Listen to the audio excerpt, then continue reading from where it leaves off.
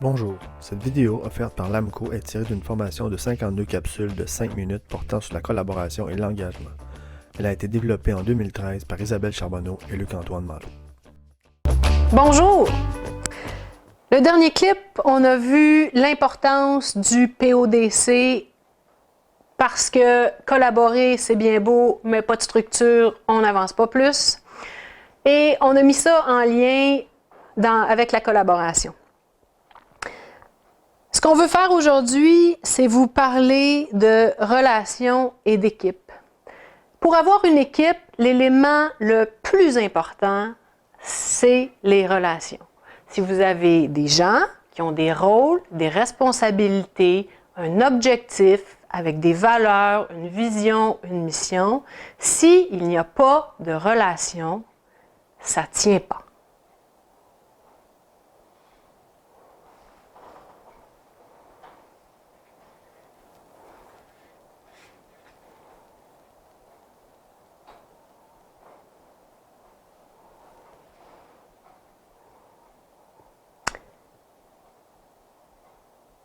Comment vous êtes-vous senti pendant ce silence-là?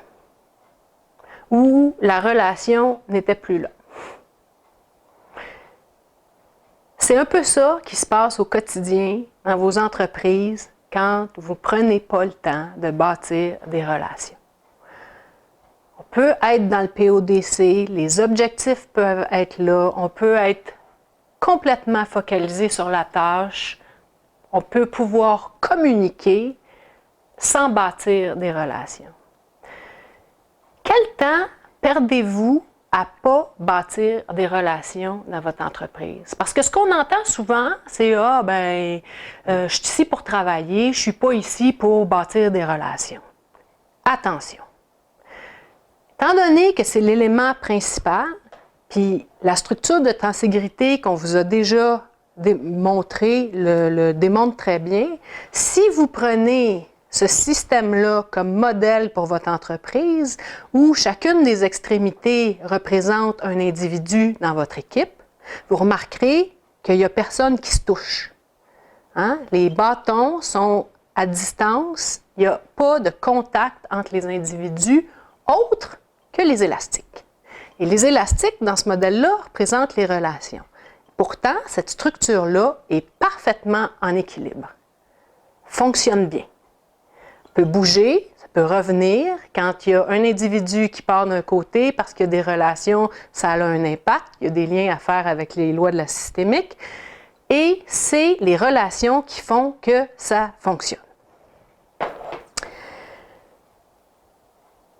Un exemple de ça, un leader dans votre entreprise qui rentre, qui s'en va directement dans son bureau sans, par exemple, passer dans différents départements, sans prendre le temps d'aller serrer la main, de sourire, de dire bonjour, de prendre un peu de temps dans sa journée auprès de à la machine à café, auprès des gens qu'il côtoie, qui est comme ça, qui s'en va avec des œillères et qui n'est pas en relation, bien, à un moment donné, ça fait que cette structure-là ne fonctionne pas.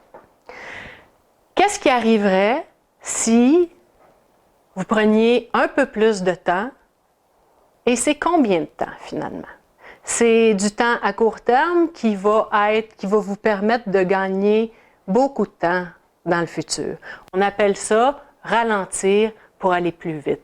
Plus je huile, plus je lubrifie la relation avec mon entourage, plus le système fonctionne.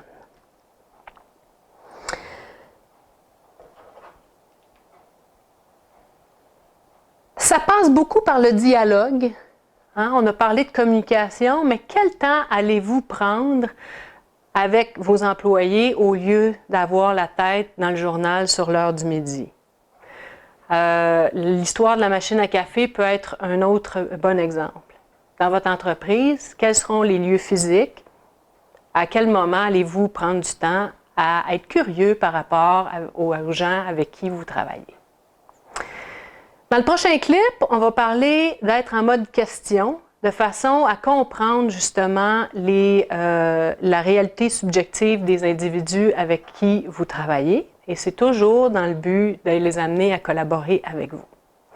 Mais avant de partir, j'ai des questions évidemment pour vous par rapport à vos relations. Donc, quel temps accordez-vous à bâtir des relations au quotidien dans votre organisation? Êtes-vous confortable en relation? Sinon, comment pouvez-vous apprécier davantage les échanges avec votre personnel? Et si vous avez à travailler de façon altruiste, ce qu'on a vu par rapport aux gains égoïstes, préférez-vous le faire avec quelqu'un que vous connaissez ou que vous ne connaissez pas? Bonne réflexion.